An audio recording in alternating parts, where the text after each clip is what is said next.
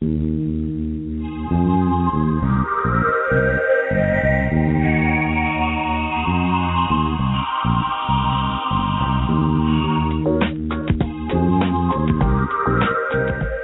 to Just Energy Radio with your host, naturopath and medical intuitive, Dr. Rita Louise.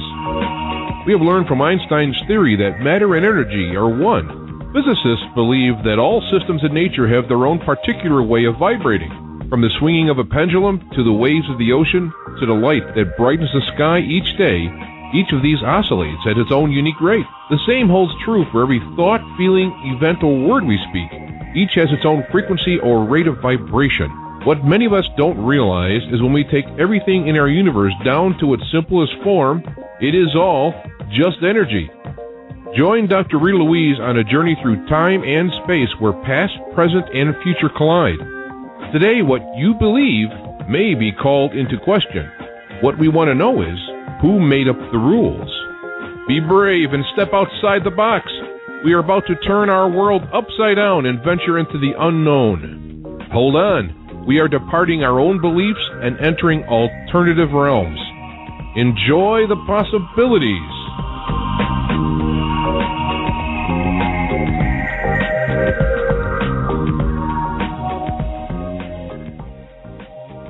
Well, hello and welcome to Just Energy Radio. I'm Dr. Rita Louise, and thank you all for tuning into the show today. Well, we have a very exciting show. We're going to be speaking to Brien Foerster about the conehead people, the elongated skull people of South America and around the world, and also be talking about some of what's going on Easter Island, or Rapa Nui, one of his new projects, which I can't wait to find out about, and about those giant stone head moai. We'll be getting into all those details as we go on. But anyway, a few announcements. One, don't forget, Just Energy Radio is brought to you by soulhealer.com, and where you can find out about all the services I offer, including medical intuition evaluations, psychic readings, and energy healing. And all of these services are available over the phone and via Skype, and sometimes by email, depending on what's going on. It's also brought to you by the Institute of Applied Energetics. That's www.appliedenergeticsinstitute.com, where you can learn to become a medical intuitive yourself. Don't forget to go to the Just Energy Radio website, where you can check out all of our archives. We have over 5 years of archives with a number of shows with Brien on, talking about all of the great stuff going on in South America and Peru and the megalithic architecture down there. Great stuff. JustEnergyRadio.com. Please do go and sign up for our newsletter, where you can keep... I'm sorry, but I have this like comic relief going on in front of me. Get out of here. Anyway, bye. Okay, well, that just starts the show off with a laugh. I'm just not even going to tell you what's going on my end. Anyway, good thing we're not doing video streaming yet. Do sign up for our newsletter, where you can keep informed of what's coming up. Also, a couple of shows that are coming up. October 18th through 22nd is the Paradigm Symposium. So if you've watched the show Ancient Aliens, that Brien has appeared on multiple times, there is a great lineup of the people that are going to be on the show. One, Eric Von Donigan, George Norrie, Giorgio Zucalos, the hair guy, Philip Copens, good friends of the show, Nick Redfern, Marie Jones. I mean, people that if you're into this genre, you'll know. It's an excellent lineup. Do check it out, ParadigmSymposium.com. Also, History, Haunts, and Legends Conference is coming up in November, where I will be talking about my new book, Man-Made, The Chronicles of Our Extraterrestrial Gods. I have a couple of other events coming up. I don't remember what they are because now I've been totally distracted. But anyway, let me tell you a little bit about Brien and get him on the air so we can get talking about these conehead people and the people of Rapa Nui. Brien Foerster was raised on the west coast of Canada, where he developed a fascination early on for the native people, their arts, and oral traditions.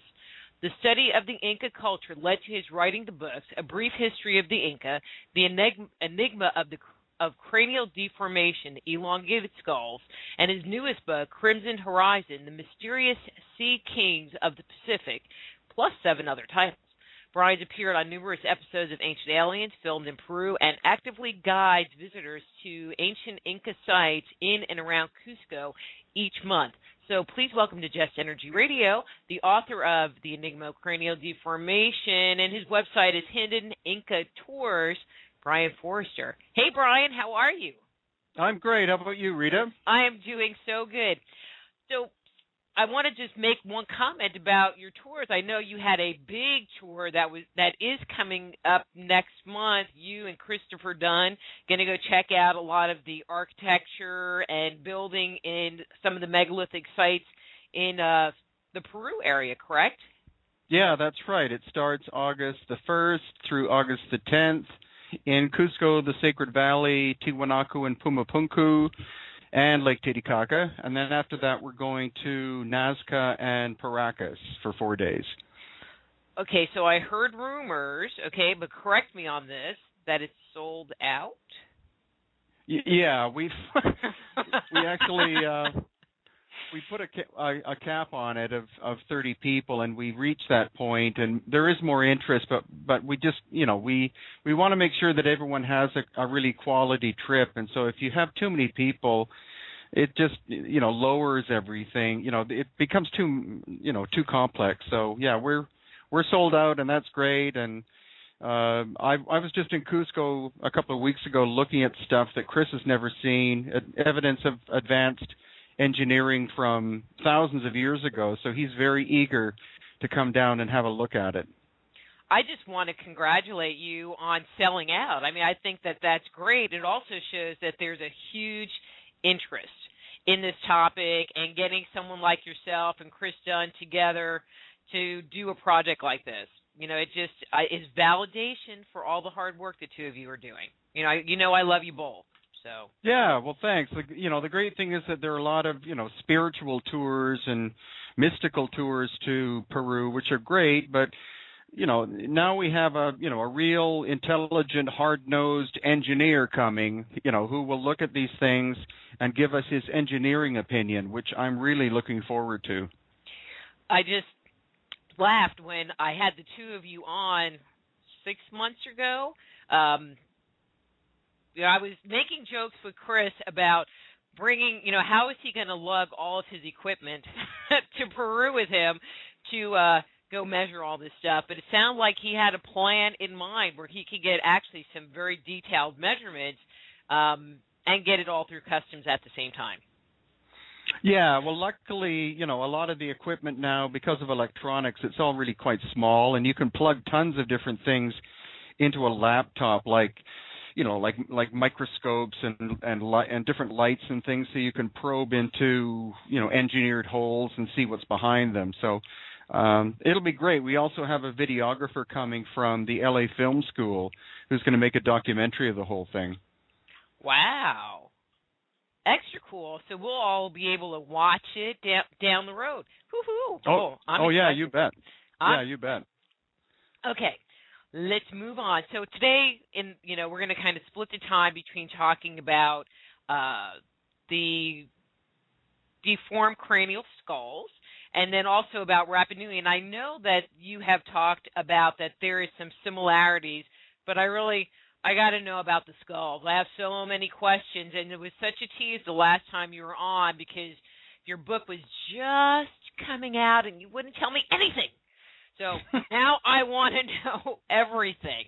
So for the listeners that aren't really familiar with the idea of cranial deformation, maybe you can kind of just introduce what that is and what we're talking about. Sure. Mainly in the distant past, there were a number of cultures located around the world whose nobility from the time they were babies had their heads wrapped in order to change the shape of the skull. The most common looking is literally like Dan Aykroyd's Coneheads on Saturday Night Live. So the book that David Hatcher Childress and I wrote, called The Enigma of Cranial Deformation, was looking at where on earth this happened, when it happened, and then looking at possible relationships between these different cultures to see if there was a common source to it. Okay, and so you said that it was for the nobility? Is there evidence for that, or is that what it comes through the mythology, the cultural information from the different areas that you found these skulls? Well, the most recent people who are known to have still performed this up until supposedly the latter part of the 20th century were, I think they're called the Mengbetu people of the Congo on the east or western side of Africa, and also people around Vanuatu in Melanesia.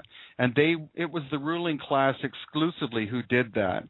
We also find that in amongst, where I'm at right now is Paracas, a little town in Peru, where more elongated skulls have been found than anywhere else on Earth. And it was, we know that it was the nobility who did that, and most likely the same everywhere else on the planet, and many different locations.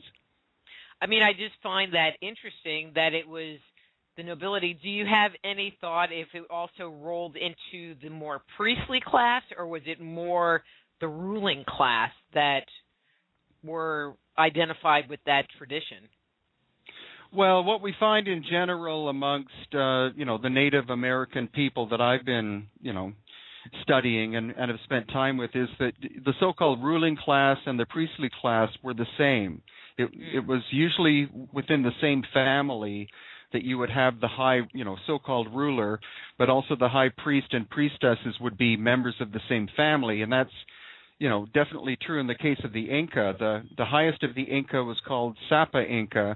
He was the overseer of everything, like absolutely everything. And then his eldest brother was usually the high priest, and then the second brother would be the highest in the military. So, yeah, it's definitely, it's more complex than, for example, historical Europe, where you'd have a king, and then you'd have, the priest might be somebody who's not even related to you. But in Peru especially, almost every culture I know of, it was always that the ruling people and the priestly people were all within the same family. Totally off-base question here, but in those cultures, did they, I can't think of the right word, have marriages between like brothers and sisters to keep the bloodline pure like you find in Egypt? Oh, definitely. Especially, the Inca are the most widely studied culture probably in South America, and so they definitely were of that behavior. It was as much as possible, the family would intermix with solely with each other. Rarely would outsiders be allowed to come in and become someone of high rank, and that started with the first two Inca, whether they were real people or mythological, Manco Capac and Mama Oclo, they were brother and sister. And so that tradition continued all the way up until the time of the arrival of the Spanish, where the high Inca would always be married to a very close relative because they wanted their bloodline pure, because they called themselves the children of the sun. Mm-hmm. See, I always find that part interesting. It's, if you have other bloodlines come in, then if you get into the whole ancient alien, if you add that ancient alien idea, and there is this connection to alien DNA, extraterrestrial DNA, it's like if you bring in outside bloodlines, it's just going to water down, versus keeping it pure. So I understand why they would maybe want to do that, or why there would be the tradition of doing that. Yeah, well, at least with the Inca, it's a tradition that only goes back until that we know of, probably about the year 800 AD. And so prior to that, that's where the whole elongated skull thing is fascinating, because, the book David and I wrote mainly was about cranial deformation, where cultures would on purpose change the shape of the children's skull to have them have a specific look. But when you look at the traditions of all these different cultures, and when they were asked whenever possible, why are you doing this? The three explanations were: one, it makes the children look beautiful; 2, we think it makes them more intelligent. And 3, because that's what the ancestors looked like. And that infers that the ancestors were naturally elongated or cone-headed. Mm-hmm. I mean, I came to that conclusion a long time ago, that why would we do something that obviously, all right, maybe not obviously, but seems like it would be a very painful process to go through. Yeah, well, we don't, we believe that on average it took 3 years to develop the shape. And so since these were the children of nobility, it's doubtful that they would be, tortured. Hopefully it was a very gentle procedure, but it was so fundamental to their culture that it had to be done. And in the case of the Paracas, the last of them died about 2,000 years ago. So, they're a very ancient culture. We've only started doing carbon-14 and DNA work on them due to lack of funds, but it's definitely an ongoing fascination for me. Mm-hmm. So how is this deformation done? How do you make somebody's head cone-shaped? Well, if you look in the archaeological papers, a lot of it's theoretical. I mean, some people have looked at what the people of the Congo and the people of Vanuatu did. In general, what it was the wrapping of cords or strings of some kind around the baby's head, and then boards of different shapes were put on the front and the back in order to hopefully gently push the shape of the skull from being our, kind of rounded way into moving upwards. In some cases slightly, in other cases, very dramatically. But all right, I'm just going to talk about, there was some pictures that you had put on Facebook of an infant with an elongated head, an infant skeleton. And that infant, it didn't look like it was 3 years old, but it still had a very elongated head. So it doesn't seem like it fits together with that whole theory of putting boards on it. Well, exactly. And we have examples in the Paracas History Museum, where I'm sitting right now, where the shape of the skull is so complicated and looks so natural. It doesn't look like it's, that they've been forced into a design, that we're starting to get the idea that we have examples of the natural cone-headed people who were born that way. The next question or the next pursuit would be to be able to analyze the female's hips to see if they're a different configuration than modern people to accommodate this, this large head coming through the birth canal. Okay. Didn't even think about that aspect of it. Actually, let's back up, because it sounds like one of the things you're talking about is that all the skulls are not created equal. Definitely. We have at least 5 different shapes right now, just from the Paracas area alone. So that's where, more and more, I'm obviously working on a second volume of the book, which gets more into the concept of the fact that some of these people were born naturally that way, whereas the first volume was almost strictly about, the cranial deformation ceremonial thing. Mm-hmm. But, I mean, what kind of differences? I mean, obviously we all, or I don't want to say obviously, but we all know what a skeleton head looks like. And so other than it being kind of pointy, are there other differences that you're finding, in the different skulls? Well, definitely. Like, one example is that some of them have at least 25% greater cranial capacity than other contemporary skulls of the area. There are 2 holes in the back of the skull, which are called foramen, and they're believed to have been a way for blood flow and nerve flow to come out of the back of the skull, as if nature had designed it rather than being the result of cranial deformation, as well as genetic differences in the fact that the skulls are up to 60% denser and heavier than an average skull. The jaw is much bigger. Some have very pronounced brow ridges, and it's an ongoing process of analysis that I'm doing. I mean, I think that it's interesting just kind of picking a couple of them, having a thicker brow ridge kind of takes you back to a more,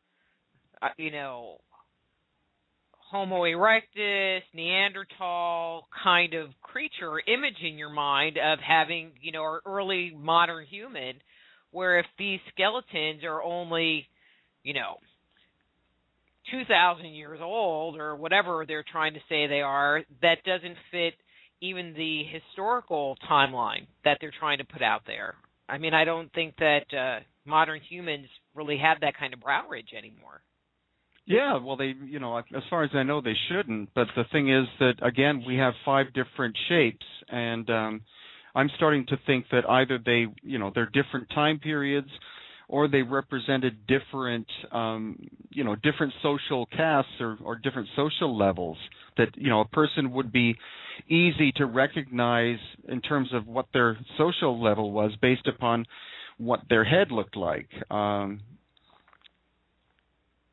But it's the ones that are really conehead looking and really big and very natural looking that are the most intriguing, because they're starting to give a hint that we have examples of people who were born with these characteristics. So my husband was looking at some of the pictures in your book, the Enigma of Cranial Deformation, and I'm like, here, look at this one. Here, look at this one. And some of the pictures almost appeared as if you could see where the head binding was, like the front of the skull, the forehead looked kind of flat, and it looked like, behind the head it was kind of pushed in, like there was something putting pressure on that area. And so, he kept going, but look, you can see where it was pressed. And then I kept going, yeah, but look, it's sitting next to another skeleton head, and the thing is huge. And the cranium, I took a pen, and I go, okay, here's its face. And I kind of marked on, with my finger, from the tip of the pen to where my finger was, like, that's the length of its face. And then I went from the same spot across the cranium. I go, what this thing is showing is that the head, the elongated head, was as big or bigger than the actual face. I mean, it's just so disproportionate. Yeah, I know. Well, that's why, we have 35 skulls now, divided into basically 3 categories. And then we also have examples of what a normal skull, at least from the Inca time period of 600 years ago, looked like. And that's the whole thing, is to do comparisons between them all. It would be great to have medical personnel like doctors come in, but so far any that have walked into the museum and looked at them are either not really interested in giving their opinion, or they come up with excuses as to it's pretty basic logic as to why they think they look the way, but none of that seems to so far ring true to me.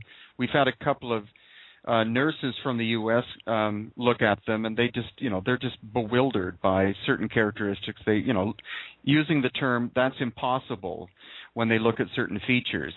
So it's not a question of, again, or it is a point that we're getting into the realm of finding naturally elongated skulls that the medical personnel who will offer an opinion are simply dumbfounded by what they're looking at. One of the questions that I had on some of the ones where the craniums are really extended, do you find that the thickness of the skull in that extension area gets thinner? It just seems logical that the body is only going to produce so much bone, and so if you're going to stretch it out, it's going to make it be thinner? Well, that's a good point, and that's and that's as far from the little that I've been able to get from doctors, we've had quite a few doctors come in, but some of them are literally afraid to make any kind of opinion. They're just they want to leave pretty quickly, but from what I've heard, like a normal human, you're genetically programmed as to how the calcium of the skull produces itself. And so you have these 3 plates, major plates, that are slowly forming themselves up towards each other where they join. And so there is that genetic signal of how this is done. So you can manipulate the skull by binding, and the closest analogy I can give is, like a pot on a potter's wheel where the clay isn't hard yet. You can change the shape of it to anything you want, but you can't change the volume of it without trying to make the material thinner. So we do have examples where we do see thinning because of the attempt to, of compression and things like that. But then again, we have examples where these skulls are, like I said, 60% heavier than the one that we use as our, I guess, what's the term you would use as our normal case. We take that one and make all of our comparisons of volume, bone density, composition, etc., against these normal Inca kind of period ones.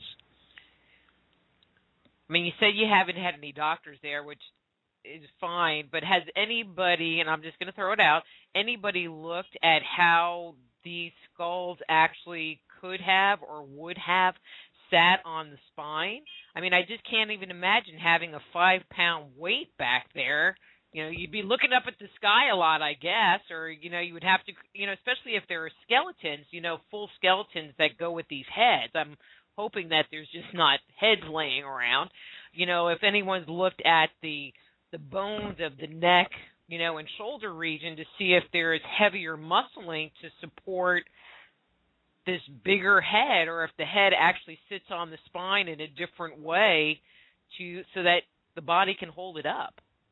Well, that is one of the best points you could possibly make, and that's very much the case. I've been working a lot with Lloyd Pye of the Star Child Project, so every time we get something, a skull which is different, I either send him video or I send him photographs of it, and, I take photos based upon the criteria he wants, and one of them is exactly that, and that's the hole in the bottom of the skull where where your vertebrae, your neck enters, is very specific on a normal person, because there has to be a balance point. If it's too far front or back, then the muscle, that's what nature does, is makes things balance properly. And so we do have obvious signs that with some of the elongated skulls, the position of that hole is either forwards or backwards of where it should be, suggesting that nature has done that, and also where the muscle attachments are, they're much, they would have had much more massive necks, or at least neck muscles, in order to cope with this, this shape, which would either, or in general, would want to move backwards, like you say, looking at the sky all the time. So we're definitely getting evidence of that occurring. So in the chat room, Cheryl has put, and I was kind of thinking about this while we were talking about it, we use a technique called osteogenesis, osteodistraction, using screws to stretch bones and eventually will fill in the jaw. And I know that I've seen shows where they have little people that want to be bigger people, and they'll break the bone in their leg and then kind of use screws to keep stretching it out, and it will fill in bone in the middle to make their legs longer. And so, but there's also this whole thing that it's a surgical thing, and my thought is that there has to be a break for the bone to try to repair itself, and it doesn't seem like there's any kind of break or surgical intervention that's happening with these skulls, that it's just going that way by itself. Well, that's a good point. And also, I'm not a doctor, so I can't really say too much, but you would also think that if you did that, if you created a break, and then you tried to extend something, that the repair work that was being done by the body would look different, possibly rougher, because you're trying to make the body do something which the genetic code is confused by. But on the largest of the skulls we have, and the most natural looking, there's just this beautiful fluid curved flow of the entire form. So there's no sign of obvious string compression or rope compression. There are no flat areas that you would think a board would create. There's just this beautiful natural curvature, and very complex. Some of them literally look somewhat like dolphin skulls. Look like there's this protrusion on the forehead that would be almost impossible to create by binding, and it looks like it's possibly the brain inside was of a completely or partially different configuration than what we have. One of the things that I was wondering is, because you worked with David on this book, David Hatcher-Childress, and he's been down, obviously, to Peru doing his own investigative work and working with you. We saw you on Ancient Aliens working with him. And he had on, I think actually it was one of the Ancient Alien shows, had shown a piece where he was showing these skeletons that when compared to a normal adult skeleton, it was enormous. It was a giant skeleton head. When he saw some of these skulls, was he able to make any correlation, like, size-wise, this correlates to these giant skulls? And I don't remember where they were. It was in the United States somewhere, though. They were not elongated, but just a giant skull. Yeah, I think those are the ones from Lovelock, Nevada. They're called the red-haired giants that happened there. Supposedly the skeletons have disappeared. The skulls are there, supposedly, but the skeletons are gone. But no, David was, at least with the book we were writing, he was much more into the idea of the cranial deformation and was a little bit hesitant to discuss too much the idea of there being natural shapes, and that's why we didn't include too much of it in the book. The weird thing was that when we were at Tiwanaku in November with Hugh Newman and Megalithomania, I was able to get hold of some little bronze figures about the size of your finger.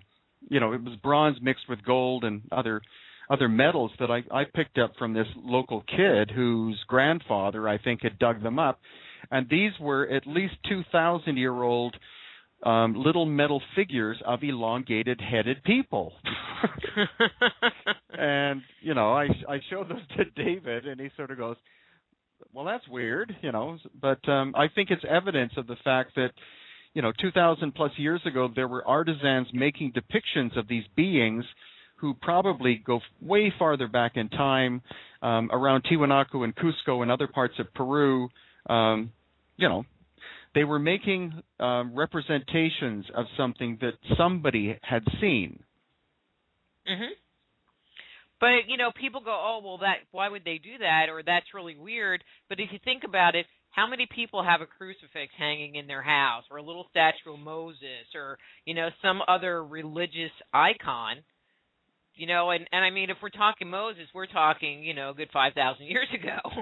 That's pretty old. And, and we're still representing these people. So why couldn't the Peruvian people be representing people that were important in their cultural history and mythology? Well, exactly. But the point is that since these figures were made, they were obviously they were made almost like little, like the little pharaonic figures from Egypt. So it's as if they were like these little deified characters, and that's what spurred my interest into obtaining them. Was that there we have evidence going back at least 2,000 years around Tiwanaku that somebody was, making depictions of these elongated headed beings. The question is why, and, I'd love to have these figures dated, but I have no idea what technique could be used in order to accomplish that. And they weren't able to, you're not really able to compare them stylistically to other artwork from the similar period? Yeah, they're from they're probably from the cultures, that did exist around the Tiwanaku, Lake Titicaca area. There's one I have, which is a little group of three of them. The central figure is the Viracocha character, which is the central figure found on the gate, the famous Gate of the Sun at Tiwanaku.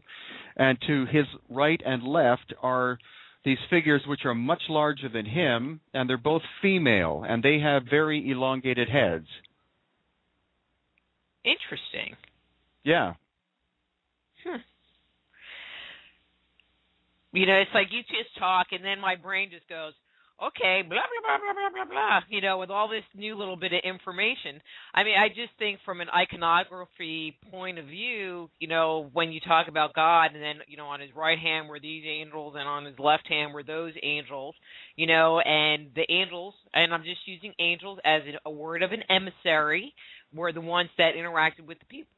So I just think that it's just kind of this whole tie together that there would be this God with these elongated head people on either side. Well, I think something like that. I'm looking forward to going back, with Chris to the Tiwanaku area.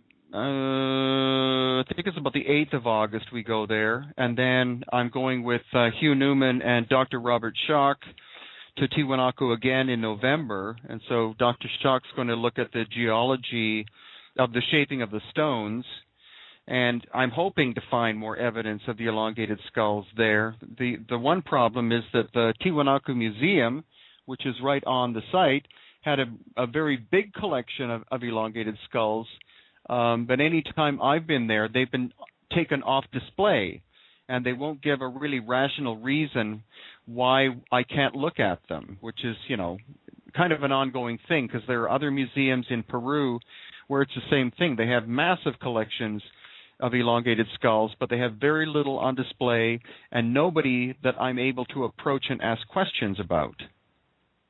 That's interesting. Yeah, it's odd. Well, and what I think is interesting, too, is that how many there are. We're not talking about a couple of little isolated instances. I mean, we're talking about a lot of heads, a lot of people. Oh, yeah. Well, in the Archaeology Museum in Lima, they have at least, I think, 300 complete funeral bundles. And each one is the skeleton and the elongated skull and the tapestries that are, that wrap them. None of them are on display. They're all kept in some warehouse somewhere. And also on the island of Malta, Adriano Forgione, who's the pioneer worker there, who's done work with Klaus Donna, I think he was able to find that there were at least 200 elongated skulls there, but they have all been taken off display and are not accessible. And it just seems to be an ongoing thing. My great search is to find other examples in other locations. And luckily in the Cusco area recently, that's what I've been finding. More examples. Yeah. I just think that that's weird that they would hide something like that unless there's a bigger picture that people are getting closer to the surface of, that they need to start burying it again. I think so. I think that's what's going on. We've been talking about all these images of the skulls and different things, and I know that you put a lot of these images that you come upon either from the museum in Paracas or, your different trips on Facebook. And so where can people go on Facebook to like your page or whatever, where they can check out some of the stuff that you've been putting out there? Because a lot of it's fascinating. Oh, thanks. Well, my main Facebook page is Brien Foerster, BrienFoerster, but I'm maxed out at 5,000 on that one. But people can go to the Hidden Inca Tours one, and I post a lot of pictures on there as well. Okay. And so, yeah, because I think, you see all my comments that I make. So I always am paying attention to them. But I think that up until the work that you've been doing, so little has come to the United States about what's going on in South America. Every so often you would see something or something would come up about it, but you've really been bringing a lot of light and a lot of information about what's going on, culturally, archaeologically, anthropologically in that area. And, the more people know, the less the government can suppress what's going on. Well, that's a good point. And, unfortunately, a lot of what comes out of South America is just the same recycled stories, which get really boring, like, the idea that the Nazca lines were made by aliens, et cetera, et cetera. And it's like, well, maybe they did, but it's always more complicated. And what offends me about people, saying, well, aliens did this and aliens did that, and no disregard to my wonderful time with the Ancient Aliens series, is rarely can they mention where did these aliens come from, and when did they come here, and why were they here? And that's actually part of what I'm trying to explore as well, because I get the feeling that the original Elongated Skulls people either were a subgroup of humanity, or there was some kind of injection of DNA and genetic material off planet a long time ago. And because the population of these original people would have been so small that through their mixing with normal humanity over time, the natural elongated look would start to disappear, and that's why the process of cranial deformation began, was to bring these gods back because they're disappearing. Mm-hmm. See, you haven't read my book yet. I can tell already. Not yet. No, I'm working. Yeah, I got to get on that. It's going to answer all your questions, or at least make you think of more questions to ask. One or the other. I don't know. Okay. Because you're like, well, they don't talk about this and they don't talk about that. It's like, well, wait a minute. I do. Anyway. That's great. So one of the things that I've heard people talk about when we talk about these skulls is about the sutures. And so in our head, there are three major plates that come together, and where those three plates come together is where, like, a baby will have the soft spot, and so you have to be careful because they haven't all sealed together yet when they're an infant. But some of the images that I've seen of these skulls, it looks like they only have two, the front one and this giant nut-shaped back one that kind of fits on top. I mean, granted, I'm just looking at pictures, but is there any reality to that assumption?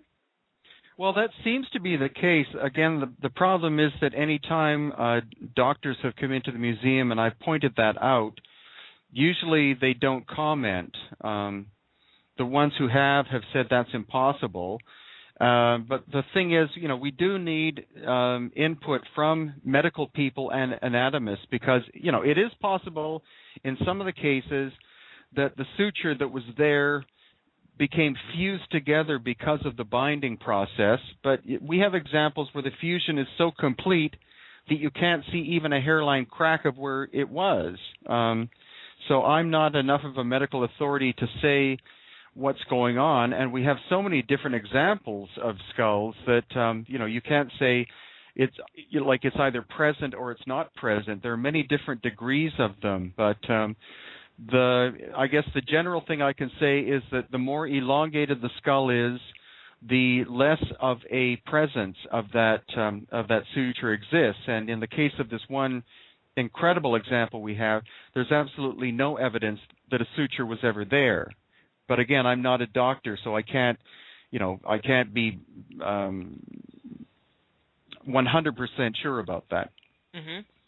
Well, and one of the things about things like the sutures is that the older we are, the more they fuse together, and and so it might even be that these people were really, really old, and that's why, I'm just throwing this out. I'm pulling this one out of my butt. So anyone listening, this isn't a fact. But it might be that they're just really, really old, and that's why they're not showing up. I don't know. It's a thought.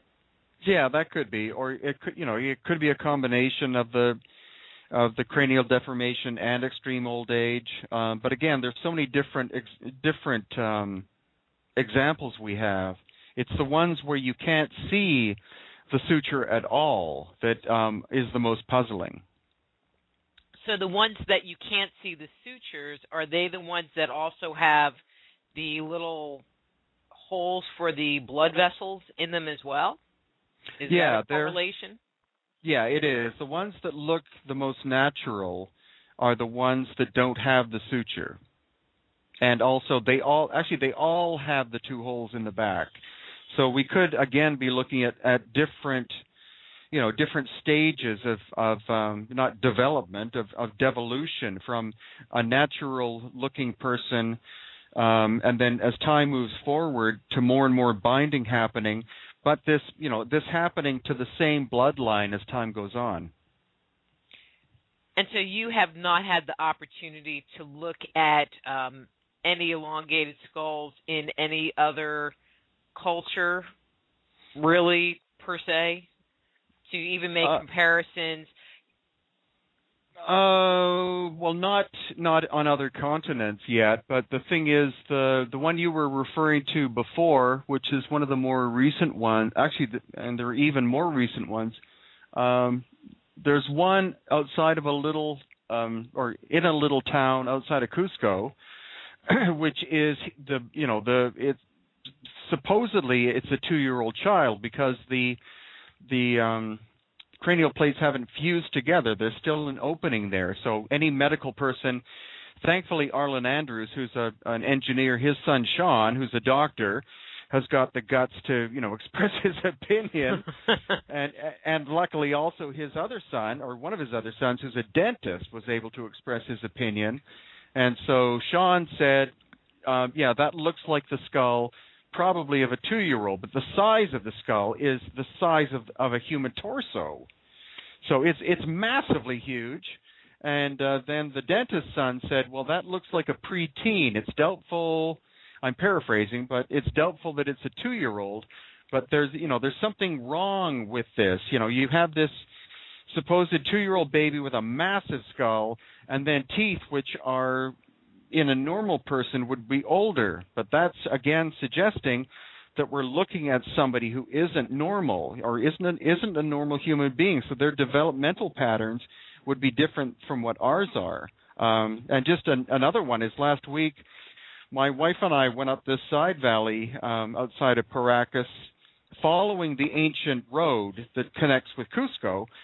We stopped at this little museum, and there were 3 mummified elongated skull people. One of them was a woman, a fully grown woman, but then there was this one child that was probably about 5 years old based on, body size. Again, the skull was like massive in size. It's something that you would see in a science fiction film. But it was in a museum. They wouldn't have the money to, bring in someone from Hollywood to make a fake skeleton. So again, it's my ongoing research which is drawing me away from Paracas, because I think I'm pretty well done here. But it's up into the highlands of Peru where you find the megalithic ancient constructions in stone, where I'm finding a correlation with the presence of these elongated skull people. So the head is just, because you look at the head and you go, okay, but these are with the rest of the body, and they're disproportionate in size. Oh, very much. That's interesting. Because that really puts it into context. Yeah, it does. Well, I've been studying, again, going back to the cranial deformation thing. I'm a scientist, and I like to look at things from a scientific perspective. So, I always err on the side of the easiest answer, which is, this skull was deformed by using string or something. But the examples up in Cusco and this other little town called Huaychara, you're looking at things which are, very bizarre. The mummies, because we were talking about the musculature and how the head sat on the neck. So if these were these disproportionate size, could you glean anything in looking at even just the mummy as to how the head sat on the neck, or if there was additional musculature to hold it in place? Well, the musculature isn't there. The skin and the bone are there because, of course, they last longer than, muscle tissue disappears rapidly. But, from my, viewing over the course of about 2 hours of these, it looked like, especially with the 5-year-old that had the biggest of the heads, it looked like it was nicely balanced in place, as if when this child was born and started to grow up, nature had designed every aspect of that baby or of that child, and there's nothing, completely whacked out of place. It looked natural, but not normally human. Mm-hmm. So one of the other things that you and I have talked about is that a lot of them have red hair. I mean, we think of people in South America as having, brown eyes and brown hair, but these have red hair? Yeah, well, any Native American people I know of who are 100% Native American they have black hair. They have straight black hair in general, and they have brown eyes and, darker skin. But in the case of the ancient Paracas people, amongst the elongated skulls, we're finding that they have auburn hair. Auburn as in reddish when it's, presented to sunlight. And even 2 days ago, I went to an abandoned Paracas village / graveyard because they always buried their dead close to where they were living, with this beautiful view of this, of this green verdant valley and things. And just looking through bits of pottery that I was finding on the ground, there was this clump, and I brushed it aside, and there was the top of an elongated skull, shattered by grave robbers, but still attached to the skull was a very rich, darkish red-brown, wavy hair, and that's the hair look that we're finding more and more often here.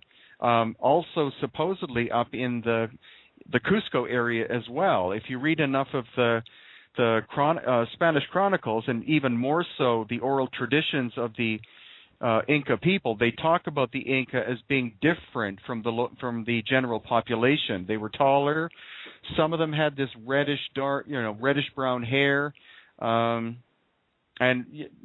physically they were genetically somewhat different than the rest of the population. That's because they had big heads. Well, they may have. Just their egos either.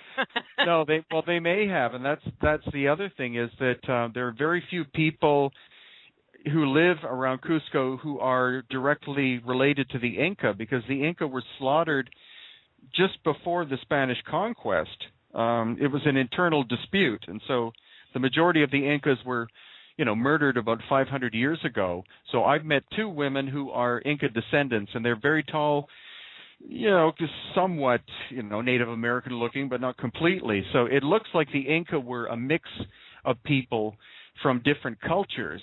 And it's, like I say, there are oral traditions that say that they had this kind of chestnut reddish hair. I mean, I just find that hard to believe, because red hair is just not a common color in general on the planet. Well, that's true. And if I've had a lot of talks with Stephen Mailer, who quite well, and he that's what he said. He said amongst the Egyptians there were signs of that. Amongst the ancient I don't know what even you call them. Do you call them Jewish people or Israeli people, or the people of the biblical people of the area of Israel, that their nobility often were these red-haired people. So it seemed, and of course in China they found very tall mummies of this reddish brown hair. So it seems like there was a class of nobility in different parts of the world that had this reddish dark brown hair. The question is, were they related? Well, there's my thoughts on it. So do you think they were related? I think some were. I think it's possible that that we're looking at a very ancient genetic bloodline that was dispersed around the world, and had the ability to travel globally on the oceans and things like that, and that they left their genetic mark on the population. One aspect being this brownish red hair existing. I mean, my feeling into the whole thing is that, if you find, okay, so these people have elongated heads, these people have elongated heads, and taken in isolation is one thing, and this group has red hair and this group has red hair, okay, taken in isolation, okay, no big deal. And everybody has nobility, no big deal. But if you have multiple groups that have elongated skulls, and these elongated skulls have red hair, and they're all nobility, and they're on different continents, it makes you have to stop and go, well, maybe there's something more going on than just these weird anomalies. Well, exactly, and that's where we would get into the discussion of Rapa Nui and Easter Island, because the same phenomenon happened there. I was very fortunate that we were hosted for 4 days by an elder member of the royal family of Rapa Nui, and she, my God, the stuff she told me just, was amazing. But one of the things was... Wait. Save it, because we have 3 minutes till the break. See, I'm working on this transition. but it's the perfect transition to it, because this is where we get into it. Okay, go. Oh, I thought you were going to talk. No, because we need to go to a commercial break, and then we'll come back and start talking about the Rapa Nui stuff. But let's wrap up with the elongated skulls. So one of the things that I know that you've been working on and trying to move forward is DNA testing, carbon-14 testing, and, I don't know if people know, but it's expensive. And one of the things that you've done is you've set something up where if people wanted to make a donation, even if it's $10, $20, to go toward the testing, so could you share that information with the listeners? Because, I just love the work that you're doing, and I think it'll be really interesting to find out what this stuff really is. Yeah, well, the thing is that, we want this to be research which is owned by everybody. It would be easy to get a government involved, maybe, or a major corporation, maybe, but I have this fear that they would have some kind of control, or they would exhibit control over the results, and I can't allow that. So that's why we've asked for contributions from interested people. So far, we've been able to do 3 carbon-14 tests, but they cost $700 each. Lloyd Pye's arranging the DNA testing for free. But if people want to donate, it's on the front page of my website, hiddenincatours.com, where they can make a PayPal contribution, and 100% of it goes to the testing. None of it goes to me. Cool. Okay, so you did 4. I'm looking at the clock. I'm being good. You did 3 carbon-14 date tests. So what were the results? The results of all 3 elongated skulls was approximately 2,300 years. So at least that gives us the beginning of a timeline.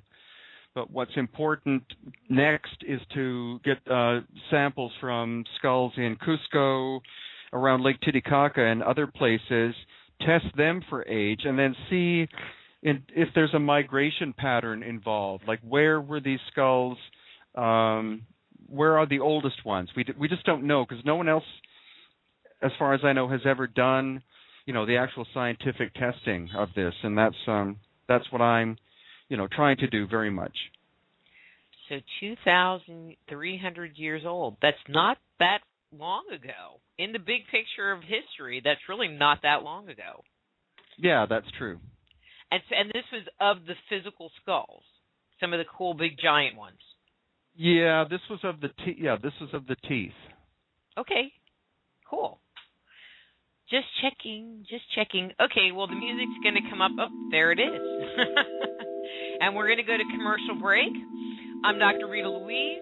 We're here talking to Brien Foerster about his book, The Enigma of Cranial Deformation, but we're going to talk about Crimson Horizon, the mysterious sea kings of the Pacific. Yeah. When we come back after these words from our sponsors. Just Energy Radio with your host, Dr. Rita Louise, will return right after these messages.